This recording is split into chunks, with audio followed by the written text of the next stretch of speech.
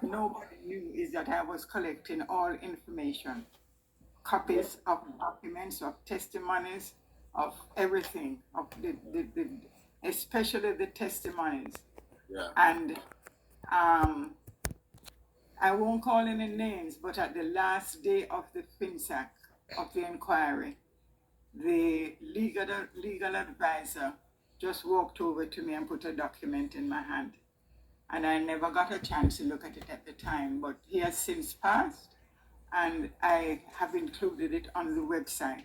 Now, what I have there also, it's a lot of documentation, and it has the testimonies where everybody, the banks, Omar Davies, Errol Campbell, and the amount of illegalities that has taken place. Because what a lot of You mute yourself, miss.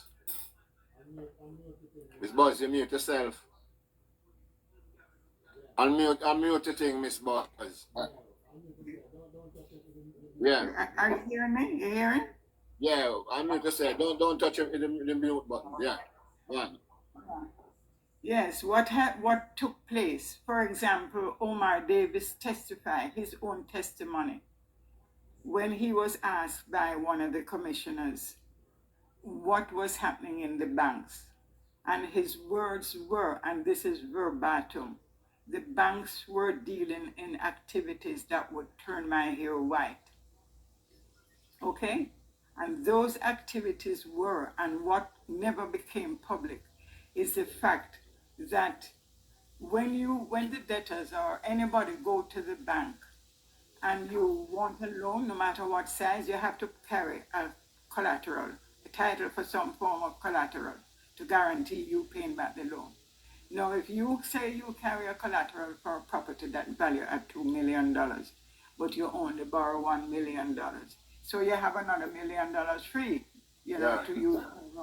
What you didn't know is that when you walk away from the bank, the very bank managers were using the people's titles to borrow money, and it was not being paid back. Yeah. Okay? And then another thing is that you sign a demand loan. My husband signed a demand loan for 18% interest. And the loan, within a month of doing that, the interest rate went to 120%. Yeah. And the bank don't advise you.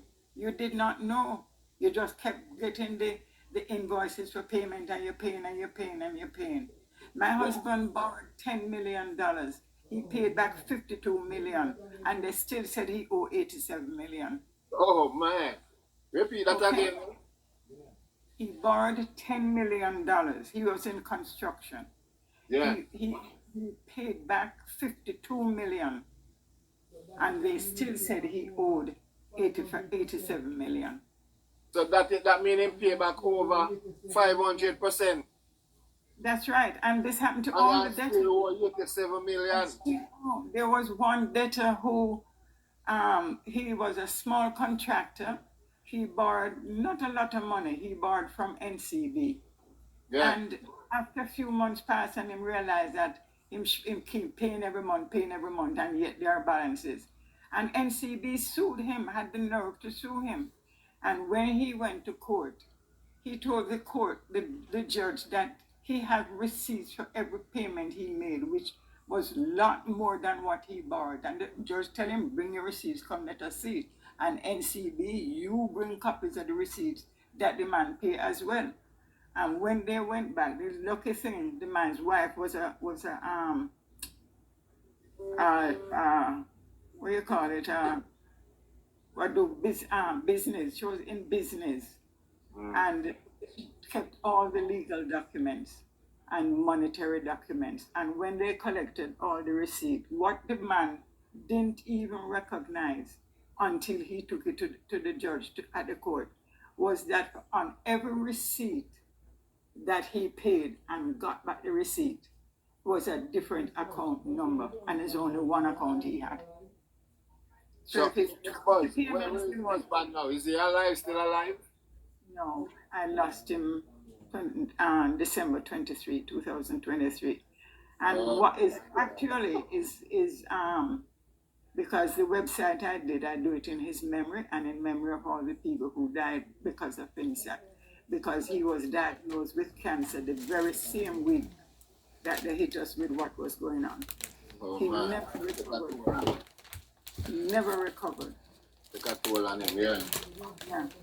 So, you know, what happened is that because I have... You can put the website in the chat.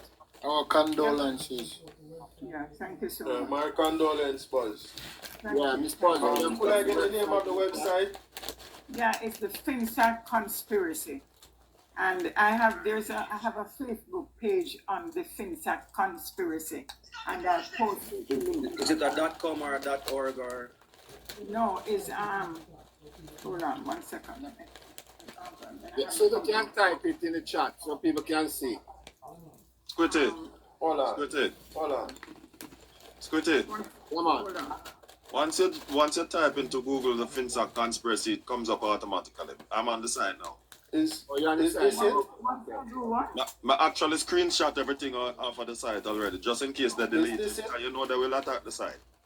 So I made sure I screenshot everything and then send it back to somebody else. Is this it, Miss Buzz? Is that it, Miss Buzz? Look at it. I can't see. Look on the screen, on the big screen. No, I see. It has to be. Finsac Conspiracy. That is the website. I call it the Finsac Conspiracy too, but the picture That's that a I Facebook. That's a Facebook squitty. that's the Facebook. Yeah, that's what I see. With the Is that it? No. Yeah. Yes, that is the the website Facebook. is the Finsac Conspiracy. But I'm going to send you the link. That's a Facebook. Yeah, that's the Facebook. Yeah, when I Google it, that's what come up. Yeah, if you go to the Facebook, the link is on the Facebook page. It's on that same Finsac Conspiracy. I just put it there a couple of days ago, 2 or 3 days ago. But Joshua already find the Facebook. Facebook, yeah. No, Joshua find the link for the website. Oh, he did. Okay, fantastic. Okay, all right. Continue, Miss Buzz. Continue. Yeah. Well, as I say, you know, a lot of people have passed. People committed suicide, and at one point, Bruce Golding was the only politician that mentioned and made the comment that something needs to be done. All the other politicians, they use it as a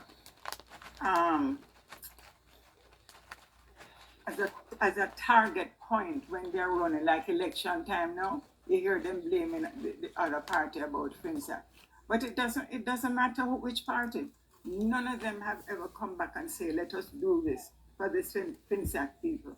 If they ever knew what the trauma that was instituted on these people, and when they come and throw you out of the house, you know, you don't get no notice. They just throw up 7 o'clock one morning with a truck and throw your things out. That's how they treated us.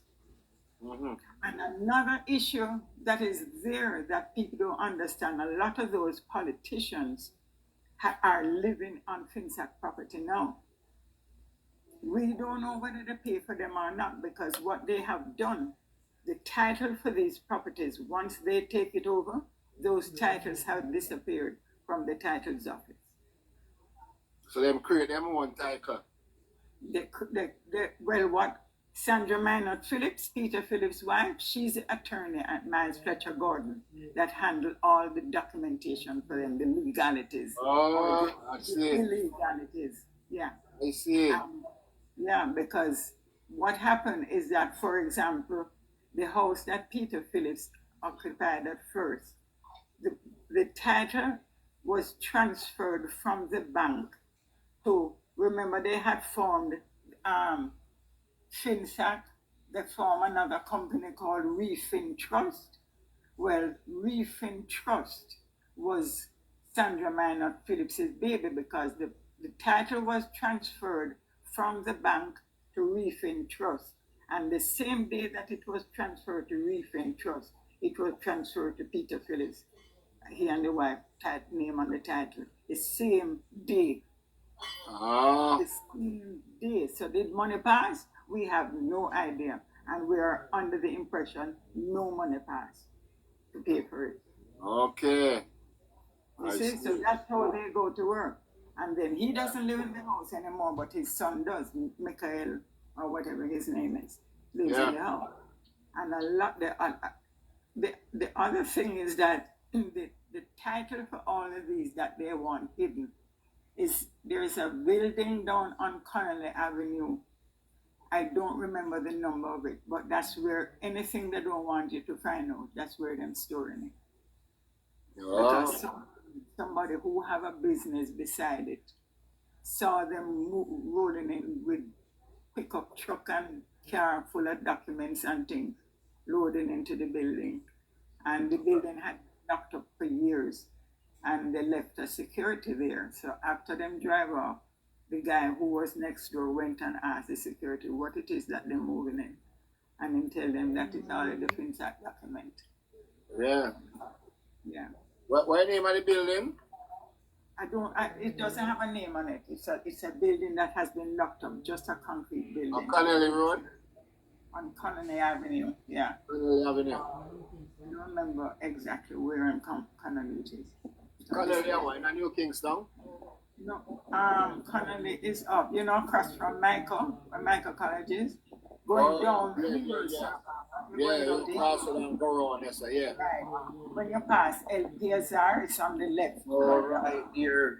Yeah. Something store, like, I know that building. I know exactly where she's talking about. It's always Yeah, man, there. you walk into the post office and go around there, Yes, so. and you always wonder what is over there because I used to go to micro primary and we were not allowed to play in front of the building. Yes. Yeah, them see doing that. Need more individual like this to come up and explain to the Jamaican people the magnitude of what those people have done to the Jamaican people. That is what we need, Because all along me I say that people now recognize the evilness what they have done to the citizens of Jamaicans, They tell people that all along, We need more people like this to come out and tell the people of Jamaica what Mark Golden, Peter Bunting, Omar Davies has done to the country, Yeah, man. I tell you. All right. Open discussion. Make she continue. And then when we're done, we can have a discussion. And people die. People die. For all Yes. these things. Hold on, guys. Yeah, Gentlemen, let you finish. Let you continue. People want to hear. There's a couple from Mandeville during the time, the church people, wife and husband, and I don't remember exactly how much offhand they just basically robbed them, and they didn't show up to church the Sunday morning, and they're in church normally every Sunday. So someone from the church, they decided to send and check on them because they knew they were going through the whole traumatic thing of Finsac. And when they got to the house, the car was in the driveway, them knock on the door, nobody answering. So they called the police to knock down the door and let them get in. When they went in, wife and husband hanging from the ceiling, and left a note on the dining table stating, I cannot go on one more day with the noose of Finsac around my neck. Oh, my. Let me tell you, at one point I felt as if I was carrying the burden of the whole 44,000 people. When we formed the association, I was not the president. Neville Box was the president. And he was in construction with my husband. And that's how we decided to form the group, because we realized that a lot of people were affected. And within months of it, Neville was diagnosed with cancer, and within weeks he was gone. Within weeks, he was dead. His wife was devastated. One other man that made windows, I don't remember his name, he was told that he owed $12 million. And when he called me the morning, he was going down to Jamaica Redevelopment to pay the $12 million. I said, Miss B, I'm going down, I can't get back my title now. About an hour and a half after I spoke to him, I see my phone ring, and with his number. So when I say hello, hello, hello, he's not answering. So I hung up and I called his office to find out if he had gotten back there. He hadn't got back there. I said, well, you guys need to go and find him because he told me he was going down to Jamaica Redevelopment to pay off what they owe. He borrowed money from family and friends overseas. And when them went, he had a heart attack in his car. Man. After he dialed me, he couldn't even talk. He just had a heart attack. And what happened was that he went down there. He gave them the check for $12 million, waiting to get a receipt and things. And he died right there. Them come back, come tell him, say, owe more money. Oh, man. That gave me a heart attack. He had a heart attack on the way back to his office in his car. Oh, man. He had pulled over. Them people that they're a cinema. Wicked people. And you want to know something? When they found, remember it was a Dennis Jocelyn who came first, and called his company Beale Bank. And it's a setup, basically, because he called it Beale Bank. He registered it in Jamaica as a company, Beale Bank, as to give the people the impression it's a bank. All he was a collection agency. Now, what happens after he died? This guy, Jason Rudd, came in and took over what he started and formed in Jamaica and the US, Jamaica Redevelopment Foundation. This company is another collection agency, and he has been repatriating all of that money out of Jamaica, billions and billions of dollars. And I went and checked on a what I call it, chat GPT, and this man has not paid a cent to the Internal Revenue Service as taxes. And I am sending this website to the Revenue Service in the US so them see how much money he's bringing in and not paying for it. Because at the inquiry, the documents, the business people documents that was handed over to Jamaica Redevelopment. Can you imagine the banks never kept copies? Errol Campbell stated, and he was the manager of Finsac, they never kept copies. They just handed everybody's business and homes to Jamaica Redevelopment, and they get payment every month for it. You know how much billions of dollars he has collected? And Jamaica is... So you contact some relevant authorities in the States about this? I haven't yet, but I'm going to, because I have a copy of the agreement. I have the copy of the agreement that was signed between the government and Jamaica Redevelopment Foundation. And they're supposed to be paying the Jamaican government 15% from every property that has been sold. And they have not been paying it. Remember? Miss Buzz, just a minute. I want to encourage you that with this information that you're releasing and with what you said you plan to do, that if you have security personnel, ask them to be ultra vigilant. No, guess what? I'm not in Jamaica anymore. I'll just leave it at that. Right. Make sure that you take all the necessary precaution, whether or not you're here, whether or not you're in Jamaica. You're dealing with mercenaries, and mercenaries are ruthless people. During the inquiry, they followed me one morning, the morning that my husband was supposed to go down and testify. Somebody followed me down there, and I saw the car when we left the house. And and I'm way up in Stony Hill. And on Trafalgar Road, when I reach Trafalgar to turn off to go to Pegasus, I see the car is still behind me. So I said to my husband, somebody is following us. He said, how you know? I said, because when we were coming down the hill from the house, I saw them. And that is 5-10 miles away, and them still behind me. So when I got into Pegasus and went through the security to the parking lot, I stopped and I said to the security, that red car that is behind me, don't let him in here because he has been following me from I left my house.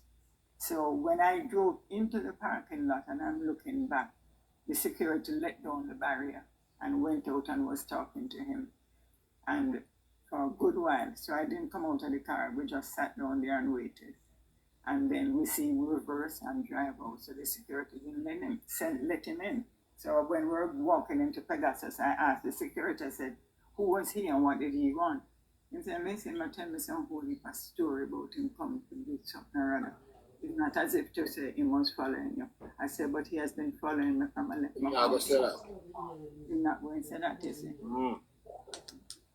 But tell us about the hearing, Miss Boss. Tell us about the hearing. What Sandra Arnold Phillips did, I mean, in collusion with everything that was going on with all the politicians, them, they changed the Money Lending Act because the Money Lending Act, the Jamaica Money Lending Act at the time, specifically stated that only banks or monetary institutions that can charge interest on loans or anything. Yet, they changed the Money Lending Act to allow Jamaica Redevelopment Foundation to charge interest. There's a Mr. Ramsey, Harold Ramsey. There's 17 properties he lost in Mandeville, including a hardware store, a construction company. And he could not come to the inquiry because he had a heart problem, and the doctors advised him, do not go to the inquiry. And he came a couple of days, and then he was so distraught, having lost so many properties. And he just lay down in his bed one day and tell his wife, I don't want nothing more to eat. Don't give me not even water. Just leave me alone. And he lay down there until he passed. And can you believe that I spoke to his wife, I think, a couple of years ago, or sometime last year, and she told me she get a bill from Jamaica Redevelopment Foundation for how much $1 million that she said something over 500 million them owe on the loan and interest. So I said to her, which part your husband buried? Send a letter to Jamaica Redevelopment if you want, I'll write it for you. And let them know where I'm buried. So tell them they can go collect the money. Exactly, yes. Bro. I mean, at this stage, and this is just a damn collection agency. Yeah. So tell us about the hearing, Miss Boyce. Tell us about the hearing. The inquiry? Yeah. Here is the testimonies that were given. There was so many things that was said, and because the banks, as I say, the very bank managers were borrowing money on the people's properties and the people's title. And that was what caused the interest rate to be going up. And the people loan just kept, the more you pay is the more you owe. The more you pay is the more you owe. And at one point I had to tell my husband, I said, listen, stop paying them. If I had the money to pay them, I would sue them. I would use that money and sue them. But of course, they're all covering up for each other. And then I have Omar Davies' brother, one of his brother was living in Stony Hill. And my husband knew the brother. And one evening, the son of the brother called my husband and asked, do you have issues with Finsac and the bank and things? So he says, yes. Why you ask? They were up at somebody's house, one of the politician's house, one Sunday evening, with a list of all the properties that everybody's digging out to see who want which one, and this one want this one. And that's what they were doing. Oh. You see, that's basically, it was one, let me tell you, you don't understand what the people. One woman in the morning, they were throwing her out of her house. She called me, and I left my house. I didn't live far from her to give her some moral support. And when I arrived up to her house in the morning, police there, the bailiff and whomever, the woman literally stood outside her door with the urine running down her legs. She was shaking. Oh my. Shaking. And they started laughing at her. She lost everything. Because you see, they come when they come to throw you out of your house, you don't have time even. We took them to court. Is a guy named Joshua Thomas got our house, and he is close association with the Manleys. And we went to court to ask him to give us time to find somewhere to live. And he refused with some expletives at us. And they just showed up 7 o'clock in the morning, no notice, to throw you out. And that was one of the things that killed Neverbox, because the morning that they were throwing us out, he didn't live far from us. And he passed and saw what was happening. By this time, they locked the gate, they wouldn't let anybody in, and never threatened them and say, you better move from the whatnot gate or I'm drive my vehicle straight through you this morning. And he did exactly that and licked down the gate and came in. What? Yes. Yeah. You see, but the very bailiff who came there, what happened is that my husband had started operating the office out of the house. And because we couldn't afford the rent after a while, and he had to close down the office but continued in the office at the house. And when the bailiff that came the morning that they came to throw us out realized that we were operating, he asked me, he said, tell me something, are you running your office from the house? I said, yes. He said, but they cannot throw you out like that, lady. They're supposed to give you time as long as your office is running. And then call the guy who's buying the house and let him know you cannot throw them out like this. They are running their office because all the equipment my husband had, he was in construction. Backhoe, flatbed truck, concrete mixers were all at the back of the yard. Oh man. So they lose everything there. No, we didn't lose them because he had to give us time to come back and get them. We moved out that day. Okay. But he gave us time to go back and get them. But that's how it was, like a hold down takeaway. Basically. Very traumatic. I didn't see my husband the whole day. The helper told me he was at the back of the house. And when we moved out and moved to another place, one of his cousin's place, for 2 weeks he never spoke. Not a word, not good morning, nothing come out of his mouth. And I had to sit him down one day and say, listen to me, let it go. There's no money that can buy a coffin big enough to put a house in it. Let it go. After a while, it finally, he mellowed into it because I said, listen, we will survive no matter what. Yeah. We will survive. And it's only grace of God. The grace of God that kept us. But it took a very heavy toll on a lot of people. Few people died, people that were Finsac and even people who were working with the people, because all the companies that shut down, you have to realize that all those people lose work too. And it is something that I have often mentioned, Miss Buzz. One of the questions I want to ask you, do you by any chance have a listing of the names of the companies or businesses that went under as a result of Finsac, and also the names of the homeowners and their properties? I have it, but I don't have it where I am right now. No, you don't. You don't have to have it with you now. It's important that you create a second listing and forward it to someone who you trust.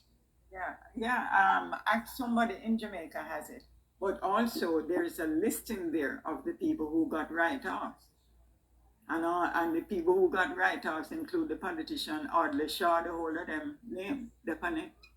Right. You see, so this I want. The amount of things that is on the website, I mean, it is going to take a while for anyone who wants to go through and really see, because even with Omar Davies changing the Money Lending Act, which is illegal, and it's according to his instructor. The Bank of Jamaica people testified at the inquiry that they begged Omar Davies, let us sit down and talk with the people. Let us sit down and work out the things with them so that they can Uh, pay. uh, They refuse. Miss Buzz, Uh-huh. what you have touched on is very important. Do you know who was Omar Davies's advisor at the time regarding FinSac and all of those things?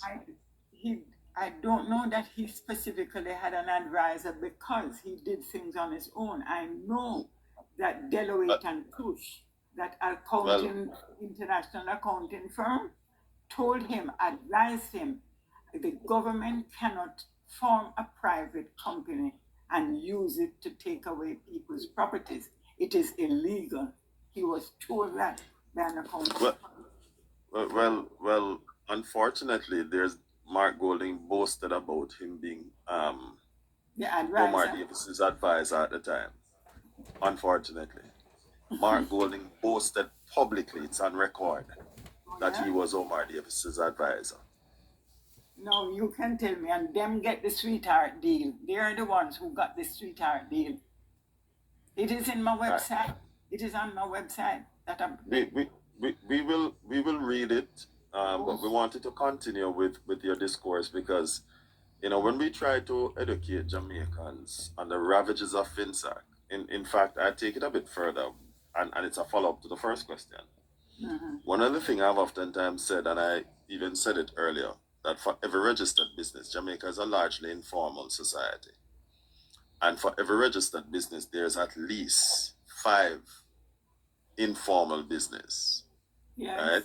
Yes. So if it's 44,000 registered business, which is a formal business, then if you times that by 6, because now you're going to have both formal and informal combined, you're going to end up with 264,000 businesses. And then if you say that each business on an average employ about 10 persons, on an average, when you average it out, you're talking about 260,000 persons, you know, directly affected, not to mention those indirectly affected as a result of the ravages of this FinSac thing.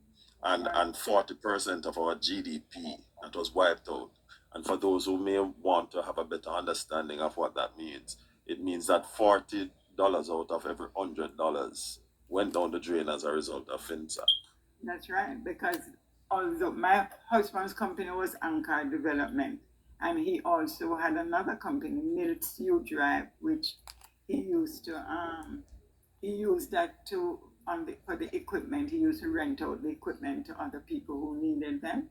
So that was an additional company out of Anchor, you know. So he had about 3 other companies. You're right. You're totally right. Yeah. Where in Kingston? What? You don't have to tell me exactly where. Was it close to Retirement Road? Because when I used to operate a business and I used to rent construction equipment as a result of.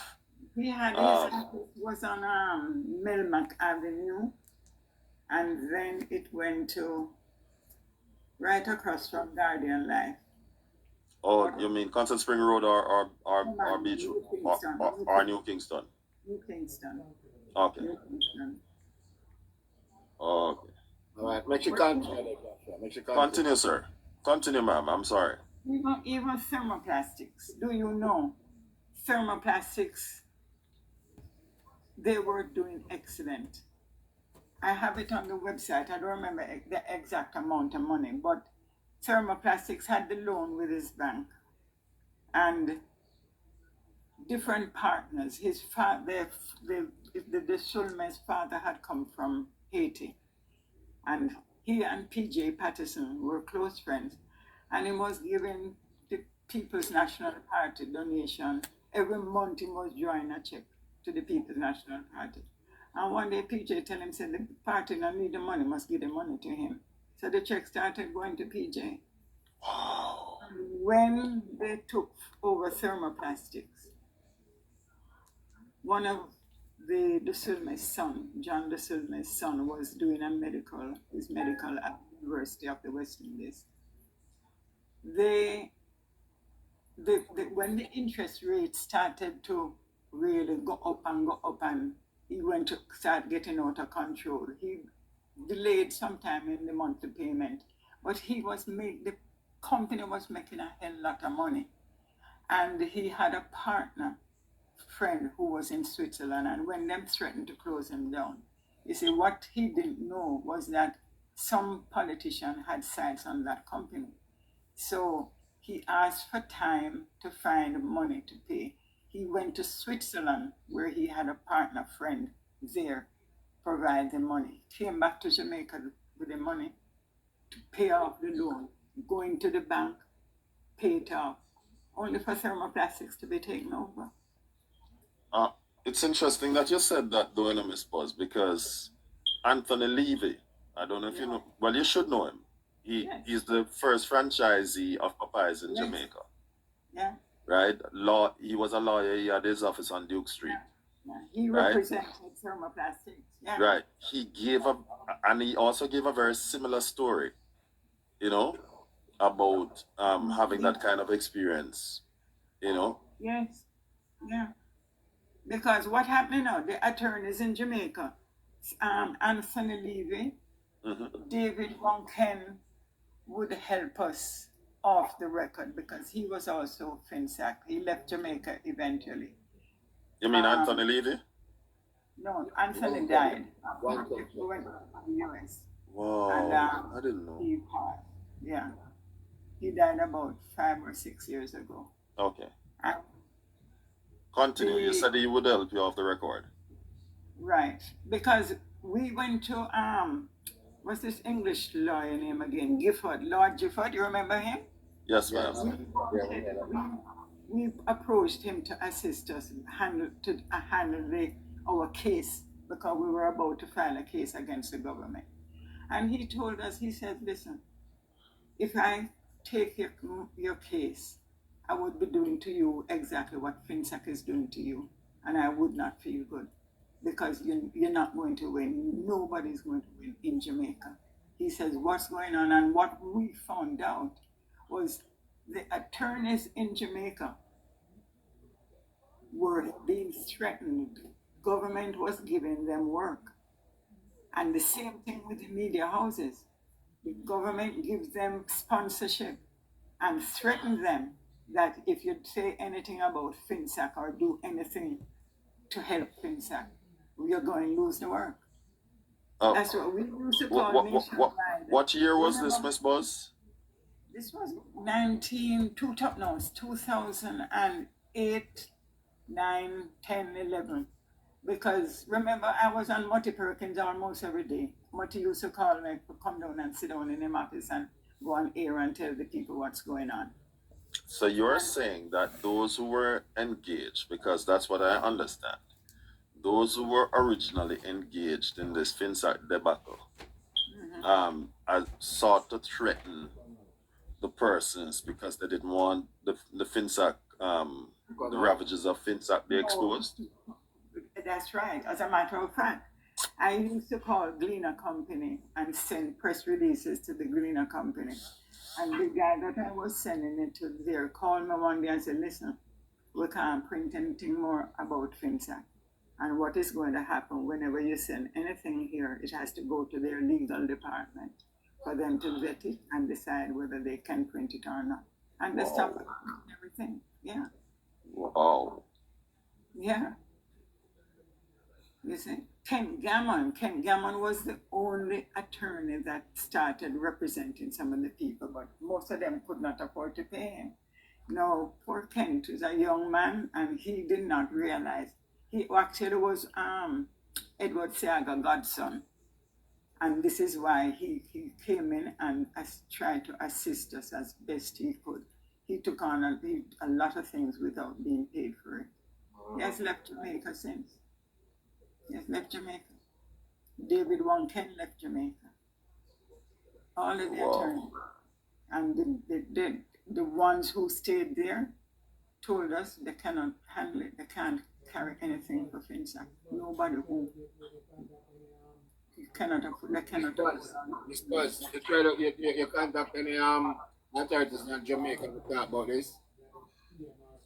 If what? You contact any like the PM or so to talk about this story. No, they're not going to do it. That's why I said nationwide. We used to go on nationwide too, and then The last time that I spoke to Nationwide was right at the end of the inquiry, and then when I called there one day to see if I could get on air, she told me point blank, we're not carrying anything for Finsac anymore. And then what I'm realizing, I was listening to Nationwide every day and realized because in their commercials, a lot of them are government sponsored. And that's how I know. Who was listening to Nationwide every day? I was literally listening to them because a lot of the people would go on Nationwide and talk about it, and then they just stop. They tell me they're not talking about Finsac anymore. When I was told by a lady that used to work with the Prime Minister, which one now? Lois Gordon Lois. She said she actually knew because it's Bruce Golding. She was Bruce Golding's secretary, and Bruce Golding sent her down to the inquiry one day, a couple of days to come in and listen, see what's going on down there, because he needed to know. Maybe you should contact NNN now and ask Judge Davies and contact John Davies. I think we can make it help him. Arvin Cliff. No, Cliff not doing it. Cliff not doing it. Judge Davies. Okay, never call and see. See, never. Miss Buzz, I'm going to make a suggestion to you. See, you and I may probably have to link up in order to get it done, though. I have a publisher that I use, you see? Yeah. And you could probably get an audio book to be done at a fairly reasonable cost. I can give you our contacts, but we'll have to reach out to each other behind the scenes. And you do the audio book, and in addition to that, I'm also suggesting that after all of that is over, that you reach out to a media house. Some of these media houses do stories, especially series, you know. And when I said a media house, I'm talking an overseas media house, you know, where they will gladly do. See, in fact, you can sell them the story, so you don't just give it, but you benefit from it. You sell them the story because this story needs to be told all over the world. Yeah, I planned on calling the Miami Herald because while the inquiry was going on, Miami Herald had written a couple of articles about it. Right, but also I'm talking about TV stations where they're gonna sit down and, you know, tell them that you don't wish for your image to be shown unless it's gonna be blurred and you know, or they put it behind the screen, and you give that. But do the book first, because they may want to have exclusive rights to it. But if you do the book and they get wind of the book now, you can say, hey, listen to this, and you know, no part may be copied without my explicit consent. Of course, your lawyer is going to be involved, and let the story come out. But as I said, make sure that everything that you do, you cover your tracks. If you're making a phone call, you use a VPN to reroute where your location and all of those things. You know, so you take the necessary precautions, because these people are mercenaries. They'll get rid of you. I know. Yeah. That's the reason why I decided to leave Jamaica after my husband passed. And I said, you know, I'm getting out of here. So, You know why these people are fighting to get power though? Hold on there. Miss Buzz, have you ever considered... Miss Buzz, have you finished our story now? Let's finish. Yeah, let you finish. I just want to ask her one thing. Miss Buzz, have you ever considered contacting the Secret Service? not really.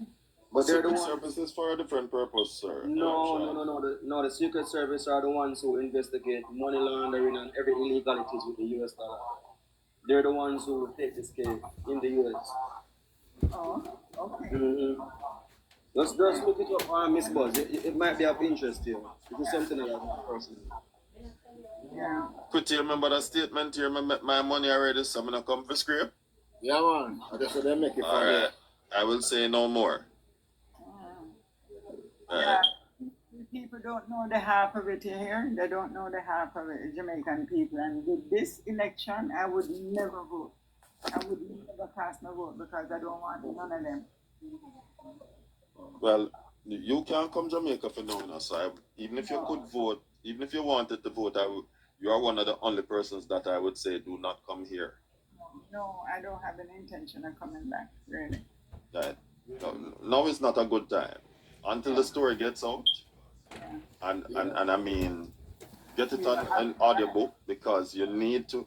This story needs to be told, because it is not going to be a pleasant part of our history, but we need to expose these perpetrators. Yeah. When I want you guys, everybody who have a chance, just go on the website, and I mean, you're going to weep. I found it and saved it just now. It's very long. Very long, very a lot of information.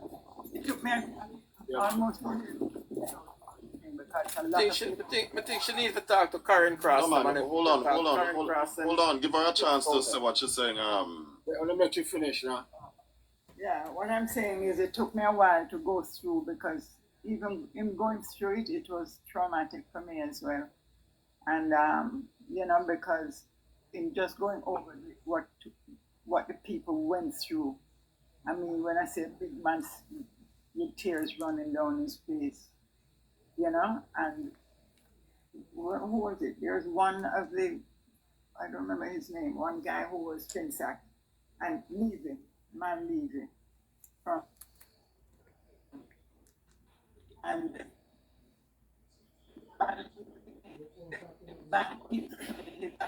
It's good to let her know that you're cracking up. Your phone cracking up, Mr. Buzz.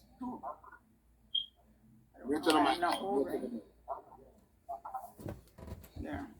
Are you hearing me better now? Yeah. Yeah. What happened is that Levy, he decided to move his family from Jamaica because he couldn't deal with it anymore. And he had his young children, when I say young, in the just start working and so on. And he just didn't want them to do it in Jamaica, so he took them overseas. And then a friend of his died in Jamaica, and he decided to go back home to go to the funeral. Went to the funeral the evening. On his way back to his house, him decide to stop. He was leaving Jamaica to go back overseas the next day. He decided to stop at a friend of his who had a bar down there. Him come out of the car, and no sooner him come out than a gunman hold him up and shoot and kill him. Then his wife, she was in Miami at the time, came home, buried him, and had a heart attack immediately after. Oh my. Both wife and husband gone. Just like that. All of these will come out so the public realize the trauma that people went through. Trauma, physical trauma. You know? It just to see adults. And this is one of the things. As a matter of fact, remember when they were fighting over how much the commissioners wanted more money and their politicians don't want to pay them the money. Kent Gammon offered, he was the last attorney that started representing us and never charged. He offered to head that, to get that report out free of cost. Free of cost, before they even paid the last amount of millions to them. And they refused. They refused. Okay? So this is our government. Have nothing to do with them. No want nothing to do with them. But you know, you guys, we can link up again. You guys look on the site and just go through it and a lot of information. All there's one of the things that I have there. Just put some question I can ask her now. Man, it was a pleasure having her here, man. If she can visit as many of these sites that you see and make the Jamaican people understand the nature. What I've been telling people all along now, the nature of what happened in our country. We need the citizens of Jamaica to hear this and put understanding to it. That man Golden, Peter Bunting, who we know today, who's benefited from such a devastation, should never get the chance to run and talk about them and lead this country. Open discussion. Can can we just pause a bit, Squiddy, Yeah, open the certainly, floor for certainly, those who want to ask questions. So just in case certainly, anybody no is problem. interested. No you problem, know. sir. Okay, no problem. Yeah, man. Anybody else want to ask Miss Buzz any question? Why, Squiddy, me think she, boy, it's like a meet up me to. I suppose it's like a meet up me to the pain. I feel the pain where you feel and I meet physically happen to. But you know, there's a next lady where we think she need to speak to and she would have pushed it out there deeply. A lady called Karen Cross. Name, need- who is she? Karen Cross is I think 411 is a 411 better. Oh, she's 411. Okay. No, No, 411 Karen is Cross different. is different. They know each other, but 411 is a lot more investigative than Karen. So, And JP, as I was suggesting to you, Miss Buzz, Yeah. I think an audio book is very good to have because when you have it both in written as well as audio, even God forbid tomorrow morning your eyes close, your story lives on, and not just your story, but the stories of all the others who have suffered at the hands of this under this great injustice. And so, what I'm appealing to my fellow Jamaicans, especially on the other side, who have tried to make light of it and to try and shift blame and absolve the man who, by his own admission, says that he was the architect of Finsac. That have a conscience, please. This could have been your mother. This could have been your father. This could have been your brother, your grandfather. Persons have taken themselves out of this world as a result of this serious injustice. You have heard for yourself. We always knew about the Phillips and his wife. We always knew about it. It's just that I have chosen before not to mention it too much because Phillips is basically on his way out and I didn't want to smear him, even though he has smeared himself by being involved, right? But, it kind of opened my thinking now into wondering if that's part of the reason why people have an offshore account and doesn't want to put anything here in Jamaica. And it makes me start to wonder if the Jamaica Refinance Company is in any way connected to the architect of Finsac. It makes you wonder. And Yeah, well, I personally, years ago decided I don't even open a bank account in Jamaica. I refused to. Well, Bruce Golding has changed the system based on the policies that he had put in place.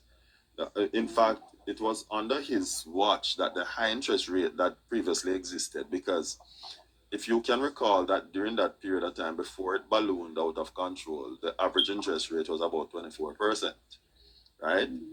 Under Audley Shaw, after the debacle of the 90s, interest rate came down to an average of 12%. But as you rightly stated, that overnight, I'm glad you're here, ma'am, so that people can hear for themselves. Overnight, sometimes some interest rate will skyrocket from the rate that you got it of 24% to even over 100, 110%, 120% overnight. And when we the bank don't even advise you. They don't even tell you that this is what is happening. You know why they couldn't advise you? Because they know that what they were doing was illegal. Yeah, man. Criminal. So if they were going to advise you, they would have had to put it in writing and they would have opened up themselves to be sued.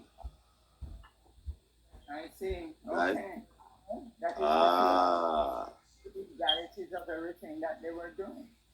Right. So they were trying to circumvent the system. Yeah, I have a feeling that that's the reason why Clark left the finance ministry. Because when he realized really what happened, being a finance minister, even though he was not the person at the time when Finsac was taking place, he's going to get a bad record for it. Because remember, he had made a statement that he was going, the report coming out, and I think they stopped him. And at that point, they realized what was really going on in politics. I think. Elements of it is Nigel Clark was offered a job by IMF. That's why he left the finance ministry. Yeah. I was looking at job too. Offering No, that. he was offered a job by IMF and he took the position. right. Ma'am, there's a thing known as the Finsac archives where elements of what you mentioned is in it. So it was actually posted online as opposed to excerpts. Oh, okay. I didn't know that. Yes, ma'am. It is actually posted. I must You know, find it's out. just that it's important to have different source documents, different Yeah. sources by which it can be um, it can be pulled from. But Archive was supposed to have taken the place of the report. right, and the report. Remember, the report would have been condensed. Yeah. Yeah. Would be more detailed. Joshua, Right. the report was not completed enough.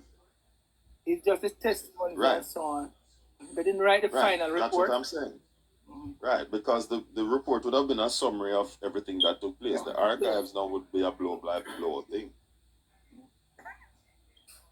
Well, having attended all the inquiries and just watching the reaction of the commissioners and the legal entities that were there represented, we realized that there was one particular time I remember where they had to shut down the inquiry and all of them go out into the passageway to talk because I don't remember whose testimony it was and when they realized what was really happening. But they couldn't say anything. They couldn't do anything. They weren't in a position to even to take sides or give an opinion. And that's, that is what I read into the body language of the commissioners. Miss Buzz, if you're a part of an inquiry as one of those as a commissioner, by right, it's not to take sides, it's to make I know. an objective assessment. So if anyone is going to be a commissioner and in any inquiry, irrespective of which one and whether it be political or otherwise, and take sides, then they should not be there. Yeah, well, we recognize the body language because after the testimony, they all left the room and went out and spoke privately among themselves. They didn't stay in the room and do it.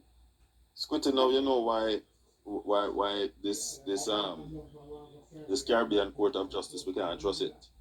Yeah, that's why them What have the lady said. Caribbean court. We don't need that. You heard what the lady said though. Everybody Yeah. colluding and taking up for each other, and we're talking about Caribbean Court of Justice when everybody is friend.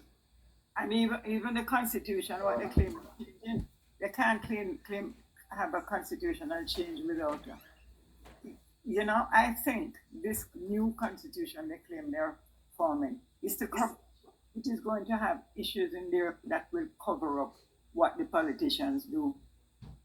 I don't think so, because this is a broader constitution. This is a broader cross section of people.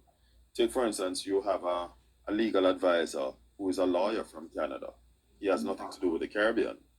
I think before we make such a statement in relation to the Constitution, we should at least take an opportunity to read it first before we make that kind of statement. Has it been made public? It is accessible online. Oh, okay. Miss Buzz, somebody is asking who was the person that lost 7 properties. Not 7, 17. 17. 17. Yes, his name was Harold Ramsey. Oh. So where is he now? He died. That's what I say. He lied down in his bed and wouldn't eat. And just Man, okay, 17 properties. Yeah. Oh man. Hardware store and a construction company. Yeah. Yeah. As a matter of fact, when he was banking in The bankman, he was named Customer of the Year for about 5 years straight, Yeah. you know? And then all of a sudden, everything just went, just gone. What bank was that you used to deal with? I don't remember. I don't remember. I'd have to go looking. Oh, Jaja. Yeah. The Harlem people, you know, they pass. Them blood upon them people are shoulder right now. We are trying look, we are trying look to come around Jamaica. But them same set of people, we are trying to keep power right now. You know, Shoulder. the certain people you just have to leave in the hands of God here. Yeah. Because I tell you something, when this whole thing started, I had just returned to Jamaica. I lived 20 Somebody want you to type his name but then get the name clear. Whose name? The gentleman with 17 business. Oh. HAROLDRAMSAY. Type it. Harold Ramsey. Harold Ramsey. Alright, Squitty, Miss Buzz. Yeah. There's one thing I learn and know in life, you know. God don't leave nothing undone. And all these tears that y'all cried and all who pass, all of them gonna face reaction for it. Harold Ramsey. Yeah. I know that. I know All that. of them. I had a couple of spiritual experiences myself during the whole thing because, as I said, I wasn't, when it all started, I had just returned to Jamaica. My kids were just graduated from college and I decided to go back. And when I was on Monty Perkins, I remember often talking to my brothers and sisters on the phone. They used to tell me that they're here. It sounds like someone else is on the line with me, like my phone's been tapped. So I said, I wouldn't doubt it anyhow. My telephone lines went down, my internet service and everything. And I called telephone company and they sent a guy up there on a Saturday morning. He came up and he was going through and he couldn't find anything. So he looked at me and he said, tell me something. Would your phones be tapped? So I said, probably, I don't know why, but probably. He said, why? Who are you that it should be tapped? So I said, I'm president of the Association of Finsac. He said, oh. He said, okay. And he locked down everything. He said, I'm going away, I'll get some information and come back to you later. And he left. Apparently went down to telephone company and came back and said to me, you have been tapped. Your phone has been tapped. He said, and it has to be somebody from high up into the company because the key for that room where they would have to go in and get it done is only certain people have it. I'm going there. Yeah. Yeah. So based on that, you know, my family was getting a bit nervous that because I was calling names on the air, and it's because I have documentation for that. But at the same time, I'm remembering the people following me, going to the inquiry and so on. So I have a prayer room. When they threw us out of the house, when we moved to another house, I set up a prayer room in the middle of the house. And every morning I go in there and pray, every morning. And when them start getting nervous for me, I just go in one morning, I say, Lord, if it is your will that I continue to do this, please send me a sign. And you won't believe it, immediately I say, send me a sign, I hear my phone with a text message coming in. And I finish my prayers, and when I check the message, it says, have not I commanded thee, be strong and of good courage, be not afraid, for I am with you whithersoever thou goest. The person who sent it to me was not in my contact because it was just a telephone number it came from. So I called the number because I didn't know who it was. And I got a voicemail. The lady identified herself. I wrote down her. And she said, leave a message. I didn't want to leave a message. So I waited a couple of hours and then called back. And a lady answered. And I said to her, my name is Yola Great Baker. Do you know me? She says, no, where are you from? I said, I'm in Kingston. She said, I'm in Portmore. I said, you don't know the name because I figured she'd probably hear me on air. And she says, no. So I said to her, you sent me a text message this morning. Where did you get my number? And she just said, oh, like she frightened. She said, oh, I was doing my devotion and the Lord gave her the number and tell her to send that message. Wow. Okay?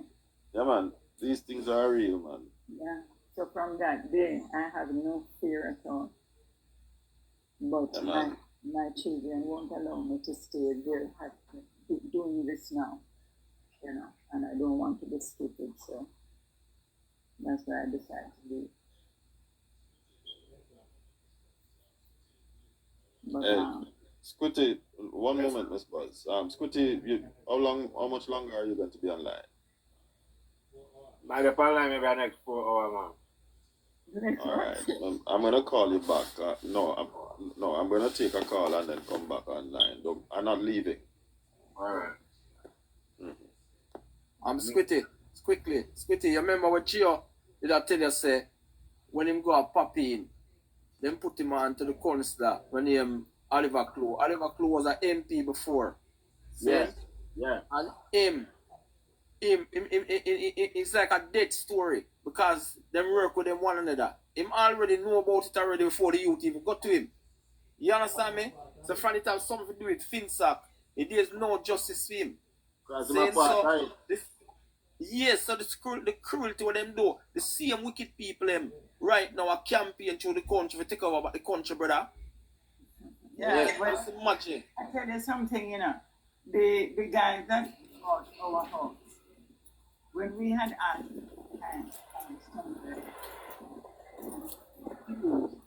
and throws out, my husband was going, he had a flatbed truck because he used to use it for the police to pick up vehicles on the road. Yeah. And one morning, about 2 weeks after them throw us out, he was going downtown and passed the same man in car broke down on the side of the road. And my husband stopped and asked him, do you need some help? And then tell him, so the in-car breakdown or whatever, and said, you want it to take it somewhere because I have my truck, I can take it. And he took the offer and had my husband take the truck for him with no charge at all. No charge. Well, I tell you something, the morning when they throw us out of the house, I'm Catholic, and I normally in the morning do my devotion before I do anything. And I have a picture of the Divine Mercy, which is a picture of Jesus with a rays coming out of his heart. And it is believed in the Catholic Church that whenever you pray the Divine Mercy, whatever you ask for, you will get it. You just have to go to God and ask him. And when I was leaving the house with the last set of things in my hand, a piece of paper blow out of my hand onto the ground, turn upside down, and when I lift it up and turn it over. It was a picture of the Divine Mercy. And I turned back. A guy was changing the lock on the door of the house, and I turned back and I pasted it onto the glass door. And then the guy looked at me and laughed and smiled. And I looked at him and said, nobody who lives in this house will live in peace. Trust me. Well, guess what? The man who bought it, 2008 is when they throw us out of the house. He has repainted it and do whatever. And right, he has put it up for sale. He hasn't put it up for sale in Jamaica. He has put it up for sale in the US, in Canada, in England, and it has not been sold. $85 million from 2011 or 12, no, about 2013, and put it up for sale. And all know it can't sell. Wow. Okay? Yeah. And as I don't know who Nicholas Manley is, if he's a relative of Michael Manley. I think he's a nephew or something like that. And he moved into the house with this guy because I think he was going out with the guy's daughter and they're moving together. And they moved when they realized, because somebody told me that the man said that if we want back the house, we can come get it. We tell him thanks, but no thanks. And Nicholas has moved out. He didn't spend long in there. He moved out when he realized the circumstances under which he acquired the house. So the man alone in there now and can't get it set. Man. That's really wicked. You know? I leave all of them to God. I don't mourn over it because as my husband on his deathbed, he looked into my face, he said, listen, I realize none of us came here to stay forever. It is what it is. I said, thank you very much. Now you're going.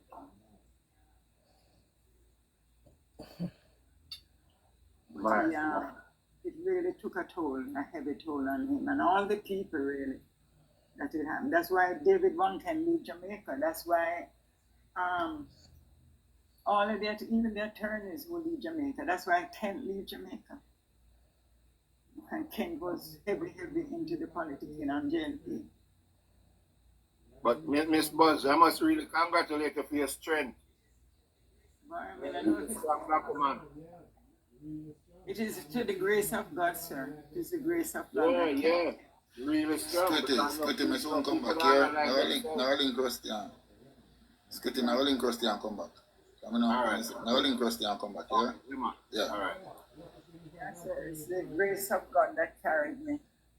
And, Yeah, you know, lucky to use a God-fearing person. Yes, sir. Yes, sir. And it wasn't that was not the only text. I got a text one morning that didn't come from any number. And it was, in this world you shall have tribulation, but be of good cheer. I have overcome the world. ... Jesus. That's it. Next reach. Yeah. Dexter up in the box now. Mrs. B, go on. Go on top of there, man. So went to a church in Florida. I was in the fashion business and went up to do a fashion show in Florida. And the person I stayed with asked me to come to church with her in the Sunday morning. So I said, okay. And first time I go in there, and the pastor was a Jamaican lady too. And she come out and she looked me in the face. As she looked at my face, she just stopped and said, pointing at me and says, you need to listen to the voice of the Spirit. The Spirit will direct you. And it took me off balance. Why she said that, I didn't know her, to a point where I couldn't even ask her anything. But after the service, I went to her and I asked her, I said, how do I know it's the voice of the Spirit and not my own thoughts? She says, when that time comes, you will know. And when I went to my church in Jamaica and tell my pastor, I said, is this for real? He says, yes, but if people don't know Jesus, they will not understand. He says, this is how he speaks to you. You know, so I'm thankful for God. I'm thankful for him carrying me. I owe everything to him, masters and mistresses. Everything. I don't fool around with him at all. I go to him about everything. And I was happy that at the end my husband was in the same place because he 2 days before he passed, when he woke up in the morning, he said to me, I went to the other side. I said, you went to the other side? What do you mean? He says, I went to the other side. So I said, who did you see? He says, my mother. And he started to cry. So at that point, I knew I could let him go. I said, that's very good. Now you know she's there to welcome you home. So just feel free to close your eyes and go. And he died the following morning, Christmas Day, actually. Oh, man. Yeah. Oh. So you in business today now, Miss Buzz? You still in business, or? No, not anymore. What happened is that when I was doing a lot of traveling for the fashion thing, and when COVID hit, I didn't want to take the vaccine, so I decided I stopped traveling, so I had to give it up. and I've stopped it. Oh, And so you retire now? If I? You're retiree? I'm retired now, yeah. Okay. Yeah, man. God, I go see you through, man. Yeah, I tell you so. He has been there for me every step of the way. Trust me. Yeah. God really has see you through, you know. I've been through a lot. Been through a lot, because as I say, I felt at one time like I was carrying the burden for the 44,000 people. 44. You're really strong and you live your tell the tales. To tell the tales, yeah. So it emotionally and physically affect me. Just hearing the story. Somebody just takes up in the box say Oliver Close now blind and can't see. The one that Gio went to for help. You hear that, Squitty? You never know say him blind. You never know say him blind. Long time him blind and then they are leading around. Him blind now. Yeah, yes, blind. The one who Gio Oliver went to. Chloe. Him used to be a member of parliament up in East Rural. East Rural Center, But I think him the councillor up until recently. Too. Yes. Yeah, because when he got to him, he was a councillor when he went to him, I think. Either he was an MP or the councillor when Gio said went to him. And when tell Gio say? Him only take statement and tell him say, I'll get the sort out for him, and from that, he don't hear about nothing. Because they're all friends. They are the same people. You understand? If him go to Oliver Cruz, like him go to Peter Bunting. You understand it? You would get no justice. And these wicked people still want to come take over Jamaica. We're not supposed to allow them to do it. Them things are supposed to spread right across the country. They always try to kill out the things. They always try, PNP always Finsac is like Finsac haunt them. And if I did ever one live with over here attack something, see that's them over here run off their mouth and I cuss up and I go on. Finsac haunts them. They don't like to hear the word Finsac. They don't like to hear the word Finsac. Fidel, permit me to ask Ms. Buzz a question here. Go ahead. You may just share the live with your friend even. Yes, but I was kind of busy, so You're busy, okay. Till now. But let me ask you real quickly because I'm coming on the front end of it. Ms. Buzz, so what kind of business was you and your husband in? My husband was in construction. He was a general contractor. He did a lot of commercial and government building for that matter. He put up a lot of the Bank of Nova Scotia in Montego Bay is his project. Mutual Life building is one of his projects.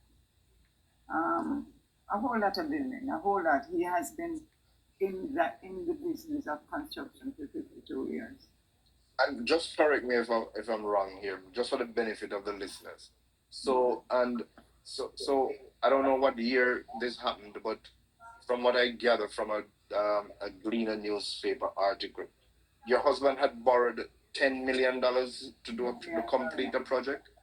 Yes, because in the construction industry, the Master Builders Association in Jamaica was formed at the time that my husband had just started out because they wanted to.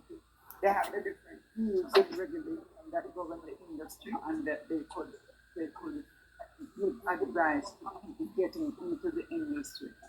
And the procedures, the normal procedures when the contractors, they tender on a project, and if they are the one who win the tender, they have to have a bond, a security bond.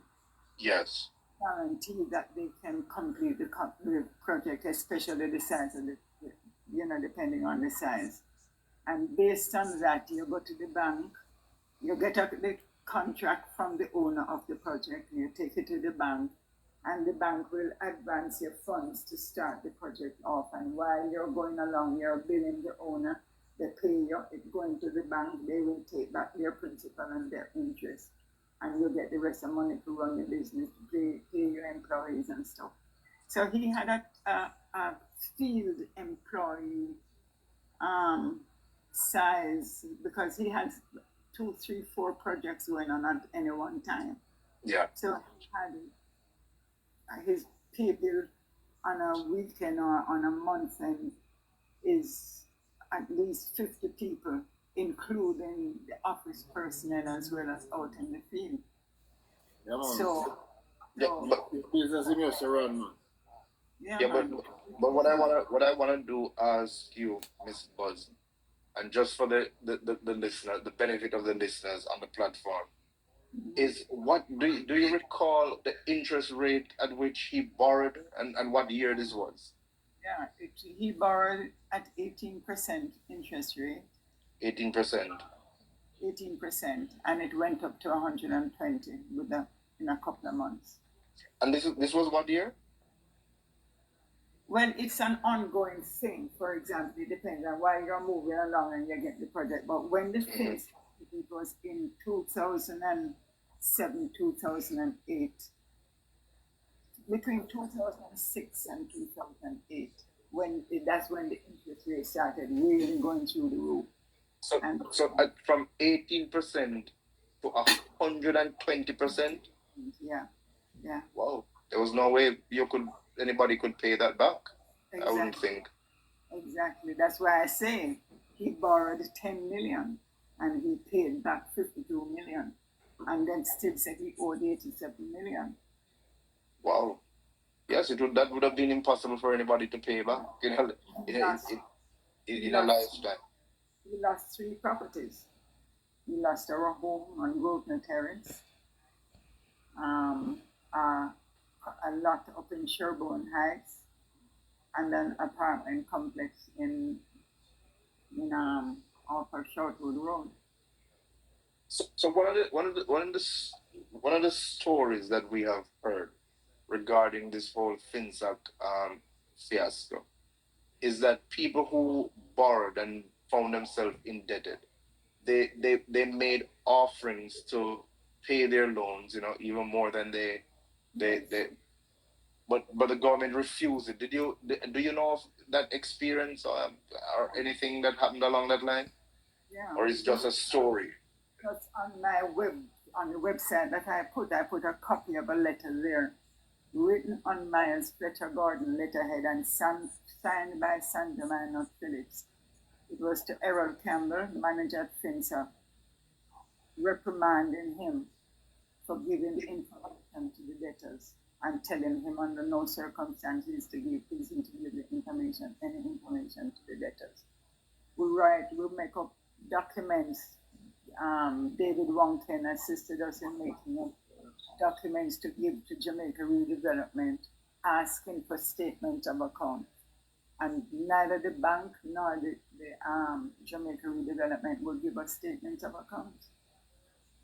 So we were just wanderers because we don't know what was happening. It's after the fact that I started getting the documentation from the Finsac office, at the Pegasus, that I learned most of this. And I kept getting the documents. I tell the secretary there, I said, every document that I get, I want a copy of it. So I have boxes upon boxes of all these documents. So the story then is true that people tried to make offerings to the government and those offerings were refused and their loans were eventually sold to some overseas company. Yeah. So but the question is, why wouldn't the government at the time, try to work with, you people were entrepreneurs, Jamaicans, building a... Bank of Jamaica personnel testified, other bank managers testified that they begged and pleaded with Omar Davies, let us sit down with the debtors, let us sit down with them and find a way to work them out. And he refused. Look here, the debt was sold to a Texan billionaire. A Texan billionaire, Dennis Jocelyn. I think some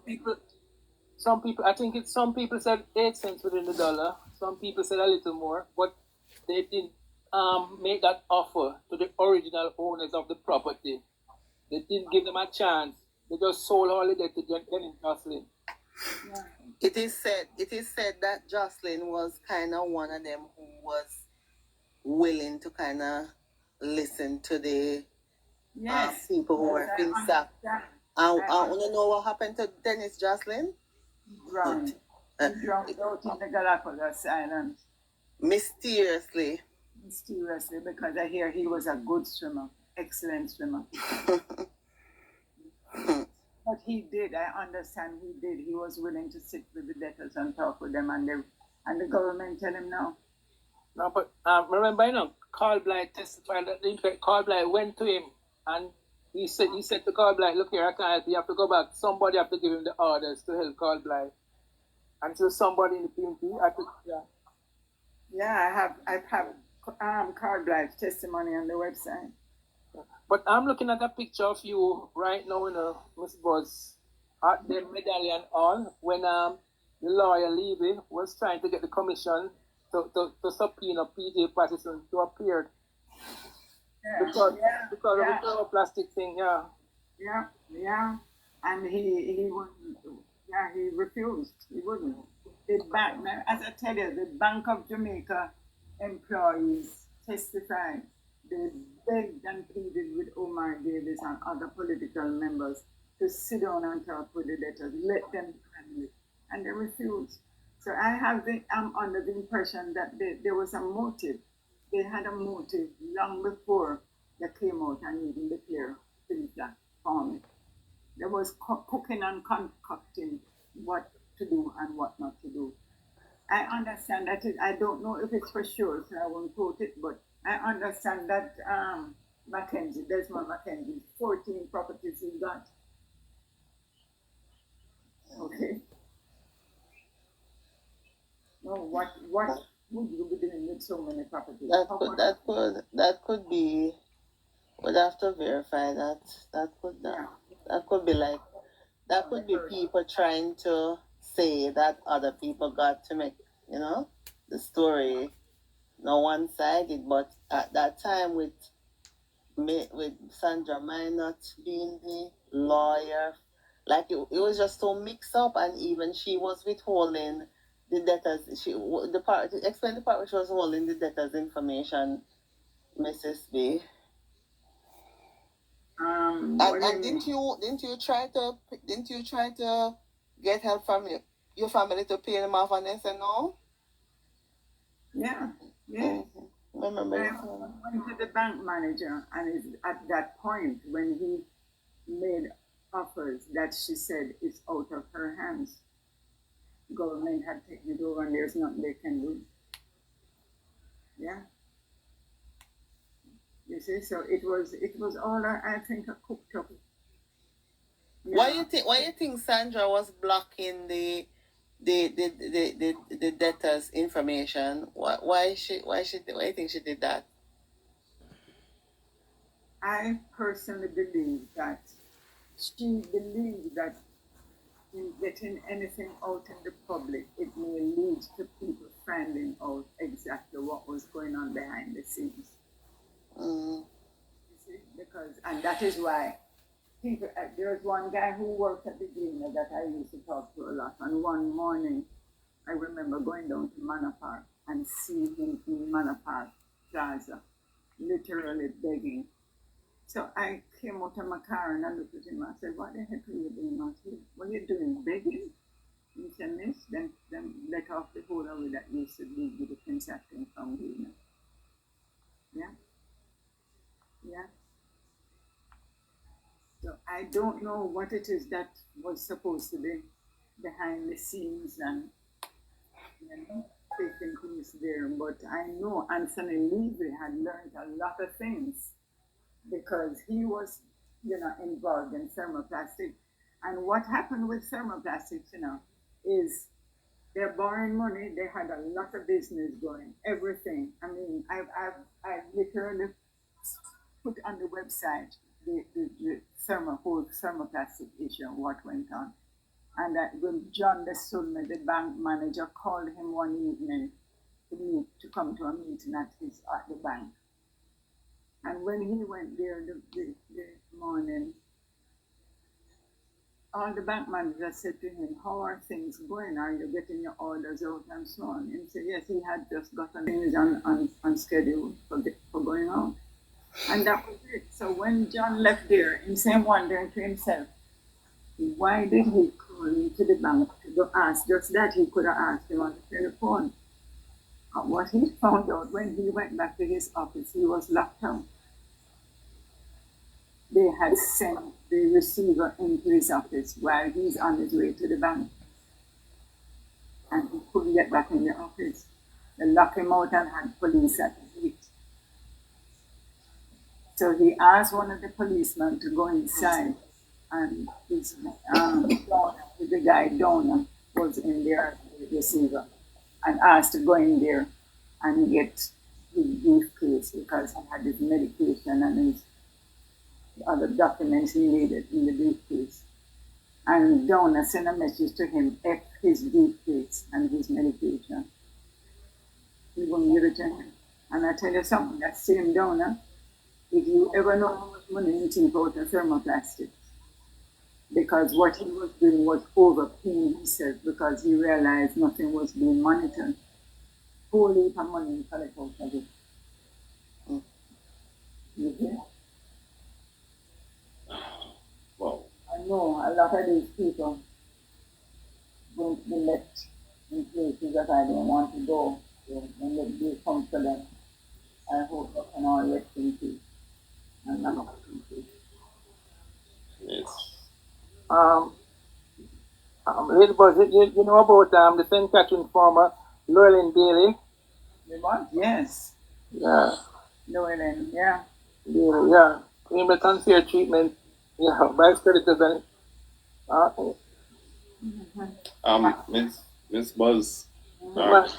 the man said, his loan, his debt grew from 320 million in 1996 to over 1.5 million by 2008, despite several payments. Yes.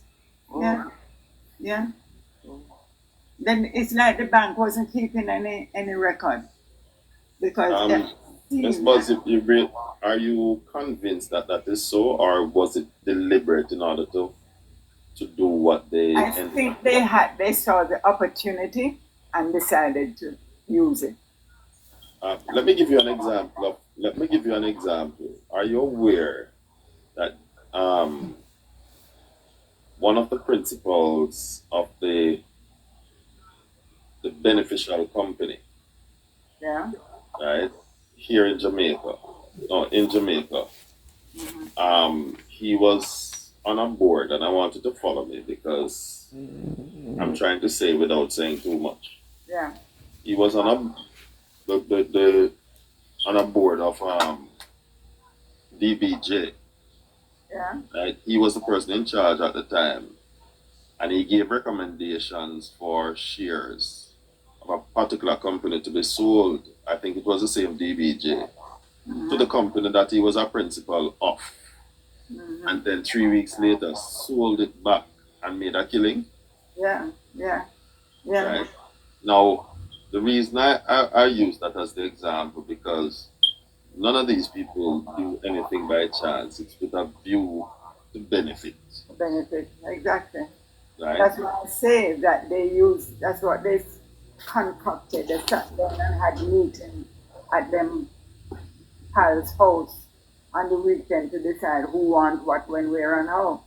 But Joshua, that was before Finsac, that was from about 1991, That was before the crisis started fully, Yes. You can see how far they're. Yeah. All right. Hold on, pick up in there, Joshua.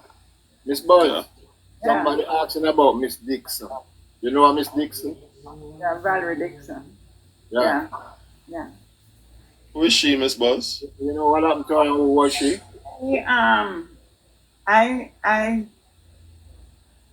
While the inquiry was going on, and I never knew of her. It was after the inquiry, one day I got a call from her stating that she was Finsac, and she wanted to know, she was trying to get information from me as far as what was taking place, and I was telling her what was going on in the inquiry and so on. So what she wrote, she started her book, but what she did was basically information that I had given her because she had not attended the inquiry. So I filled her in on the information. Yeah. What another thing, Lassell, remember Lassell Poyser? Yeah. He borrowed 9.8 million, from loan. Is he still? I don't know, in 1993.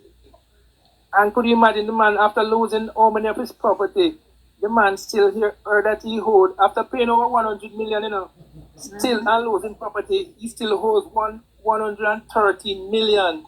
That was basic. That was basic. Gotta go meet them people halfway doing Just borrow them halfway. 9.8 million. I'm looking at. And still 100 and had. Yeah, pay 100 and lose all them property them too. You see, if we had known from the beginning exactly what was taking place, and that the people was using the titles to borrow money for themselves, we would have stopped paying. We wouldn't have continued paying because you're going to lose anyhow. You see what I'm saying? Yeah. Because we pay, and they collected more out of us till we reached the point where we couldn't even afford to eat. Miss Buzz, I'm listening to you, and I'm not a legal luminary, but I'm hearing so many illegal activities that took place during that time that I'm wondering why, outside of Kent government, why any other lawyer did not have balls enough to decide, listen, I couldn't care less. Even if it's career ending, three of us can come together and represent these people because it's the right thing to do. You're one of the Chief Justice don't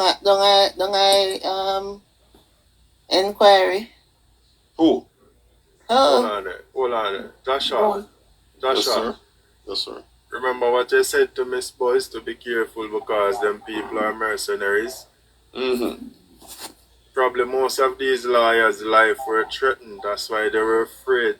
They can't wipe out the entire legal fraternity. Joshua, the one that never want to drink the water. No, man. Joshua is not only that thing. It's not only that thing. Hold on, let me digest this, Mackie. Yeah, man. Yeah, man. The one that Pantan was here. The one that never want to drink the water did big up in our case there. So hold on, now you see the connection why I'm so close to you know who, because one was the advisor, the chief advisor. One of the chief financial engineer. Hold on, and he was also the advisor to the Minister of Finance and the major beneficiary. And then the person in charge of the inquiry. Hi! So, continue, Mackie. The changes to the what were you saying? The financial. Mrs. B, explain the changes that they did make. You're wicked, man. So the financial act. Oh, the money lending act. The money lending act, yeah. Yeah. What he did was change the wording to allow Jamaica Redevelopment to charge interest, because prior to that change, unless you're a banking institution, you're not allowed. For if I come borrow money from you, you can't, if you're not a bank, you're not supposed to charge me interest or penalty. And we were being charged both penalty and interest. So she changed the Money Lending Act, allowing Jamaica Redevelopment to take out all of the money as much as they can. Would we know? So that was taken before the Parliament, I'm assuming? I don't know. All I know is that the documentation that came out at the inquiry showed that. Remember they had the majority in Parliament for the right, and so the law is not a shackle, so you can do as you want to do. You can just take it and run with it. Right. Right. I would, Mrs. Buzz said something a while ago, and I want us to ponder carefully. The fact that this law was changed, for me, leave more questions than answers. And let me tell you why I say that. Because knowing how the Orange Brigade people operate, they don't do anything unless it's benefiting them financially. And it makes me wonder if they are either currently getting something from it, our chief architect, or they had gotten a one-off payment from it. And it also makes me wonder again if that trust overseas is still getting something out of it, or has ever gotten anything out of it. I'm just asking these questions. I don't know. Because why is it that you want to manage a country, but nothing for you is in the country? You know? Exactly. That's the tangle web we weave when we practice to deceive. Yeah. Look here, Joshua, you know how the paint have a way of corrupting, of getting what they want. You know that the Justice Peary Board was a commissioner on the Finsac inquiry, and Yes. Omar Davies, they came and took it to court, said he had a bad debt with NCB, so he can't take on the commission. Because he was too fair. Yeah, so they got who they wanted, and they got Patrick Hilton. Remember, Patrick Hilton, after the man set up so NCB was sold, he then turned out and become managing director of NCB. Yeah. You know? Yeah. Oh. I tell you. You know, Patterson said something a while ago that's pretty.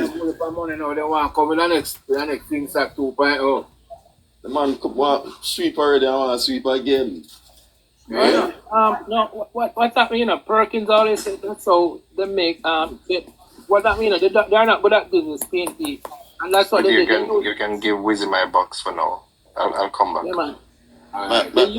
Maki, this not nothing to do with being good with business. That was intended to defraud people of their legal earnings so that you might enrich yourself.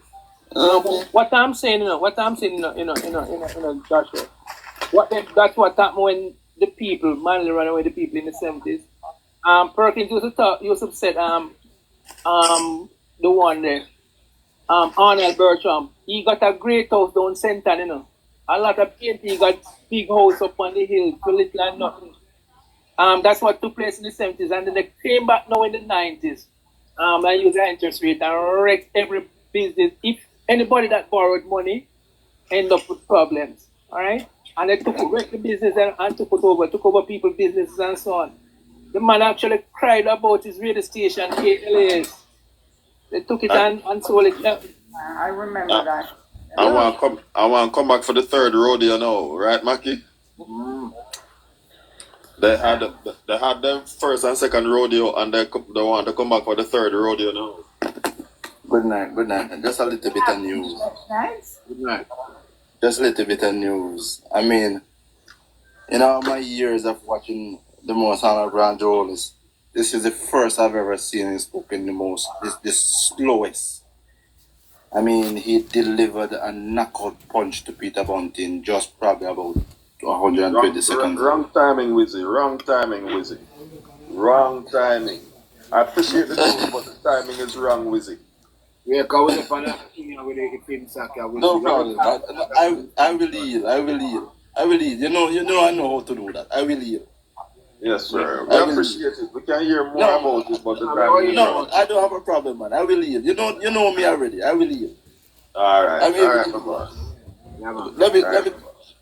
Let me listen on and pick up where you guys are. Joshua. Yes, sir. When I sit sometime and I'm scrolling through TikTok and I say, I'm like some Americans and so on come and say, boy, they came to Jamaica and Chinese own this. You don't say black people owning business. I have to type and look here, black people own businesses they came with a black prime minister and said black man time. Before that, black people owned banks, 7 indigenous banks. Black people LOJ, First Life, Dial Life. Black people own insurance companies. Black people own hotels. Jamaica Grand, a lot of the hotels were owned by black people, by Jamaicans. Black people, homes, businesses, and so on. They were all taken away. So don't come and talk about, and then they come and I'm trying to make, boy, black people have owned things. Black people own a lot in Jamaica, but they all got crushed and destroyed by bad policies. Well, too black to succeed was what we heard. The same black people bring them down. Yeah, man. Then I say Hold on, Scotty. Let's adjust that statement under the advice of the white man. Don't forget that. Yes. And the same white man with the advice them come no one be guys. Right. Don't forget that. Under the advice of the white man. Them own a black man money and mash on them own a black people. Come back Remember talk about like it country like country. With it, Jim Parks said all Jim Parks can understand how mutual life, the crash mutual life. Mutual life was over 154 years old. Yeah. And they crashed it. But sir, Thermoplastic was a very old company, you know. For you youngsters who don't know, Scotty and myself know about Thermoplastic. Everything in plastic that we import from overseas now, you know, Thermoplastic was selling it in Jamaica, you know. It's a Spanish town, eh? Right, a Spanish town out of Twickenham Park. You know, man, Greendale. Beside the police station. Yeah, man. Baby plastic, I mean, John literally they went to Switzerland to get the money. The whole thing is in the website. It's thermoplastic issue. I put it all out there. And this white man who was the advisor that mash up a country. Want to come run it. Eh? And then you have these hypocrites. You know, Matanga, Spitty, again, me think you do God work, you know. Honestly, I'm not joking. Yes, sir. Yeah, man. You may not be a Christian, but you do God work, man. Let me tell you why I say that. The other morning, when the presence of God come down upon your life, I not know if you realize what happened. Yeah. Right? And the way I see you operate, you try and be fair. People don't like your feet, do you know? But you try your best and be fair. Then? And people want you to take sides and want you to take for them side. No, and throw truth through the window. Me not choose the wrong, I choose the right. Me not go on the wrong side. I got that.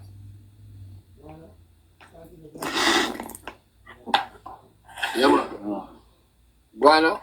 Continue, Joshua. Joshua. What taught me, you know, the PNP, they had no clue about business. And with the high interest rates and so, there's a thing I'm looking at that was written by Danny Williams. He was talking about LOJ when it formed in 1970, and he was explaining what was happening, you know, while real businesses were out there struggling, people were just shuffling papers and making billions of dollars. And you who set up your business out there,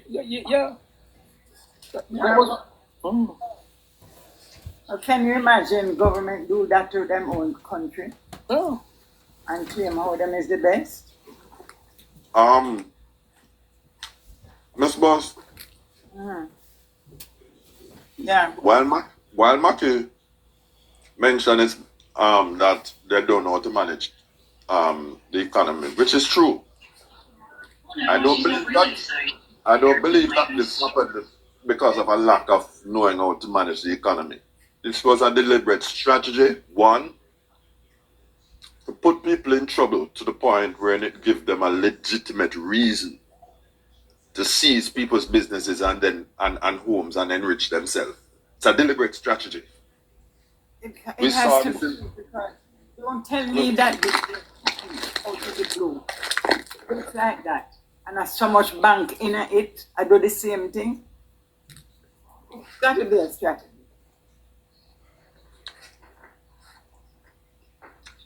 I have a tape right now, you know. Right? Sorry, I have a tape right now.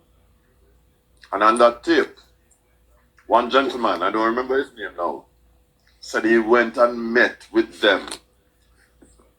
Right? He and Anthony Levy, I think, had gone to the office. And he met with them and made arrangement to make a payment. And while he made arrangement to go and make the payment, when he went back home, the moving truck was at his gate. Yeah. Mm-hmm. He just left the office, you know, and made the arrangement, and they tell him, yes, everything all right. And when he got back home, the moving truck was at his gate, emptying out his house. You see how cruel they were? Huh? That's what I tell you. You want to tell me that's not deliberate? Of course it is. The morning when they came to that's why I tell you that the Spirit must have guided me, because the evening before, I left my house and went out to the supermarket and just collect a lot of boxes. It was a Friday evening, and then I came home and I called the helper and said, come, let us pack, because I think we're leaving here. I don't know why I feel this way. That was the evening before. And it's at 6 o'clock. When my husband came in and saw me packing, he said, what are you doing? I said, I'm packing because I think they're leaving here very soon. And then I walk away from it. So I just leave in 3 months in. And the next morning, 6 o'clock, there was a knock at the gate.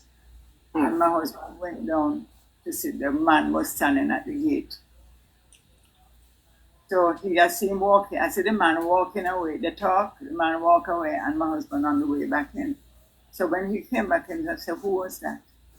He said, some man want to know of a name, if I know of a person who lived around here. And he said, I'm willing to bet you they're coming to throw us out of the house. And before I could have done it all, that was it.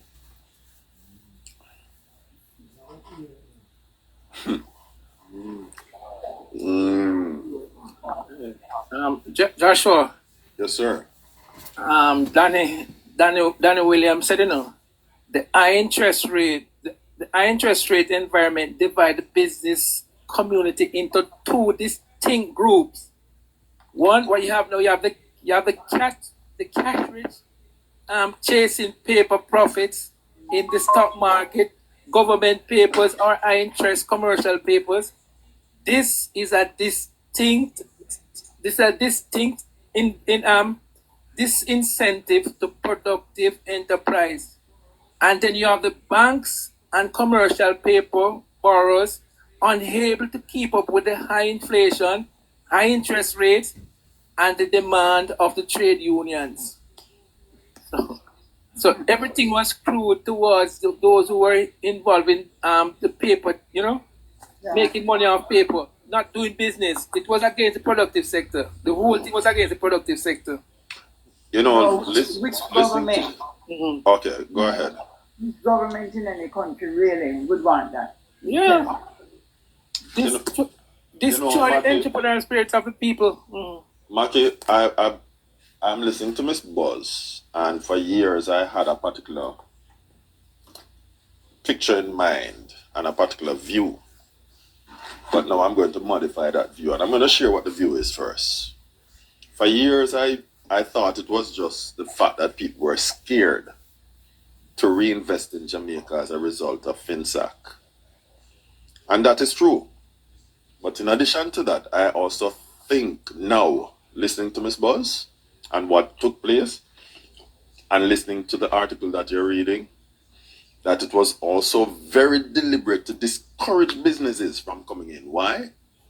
Because these money that they were borrowing, these local debts that they were accruing by floating government bonds, was enriching them so much that if businesses started pouring back in Jamaica, if business confidence increased, then what it does, it reduces the need for internal debt. Right? And that is why Now we understand why is it that that white man is telling the current regime, the current government, not to pay down the debts of us.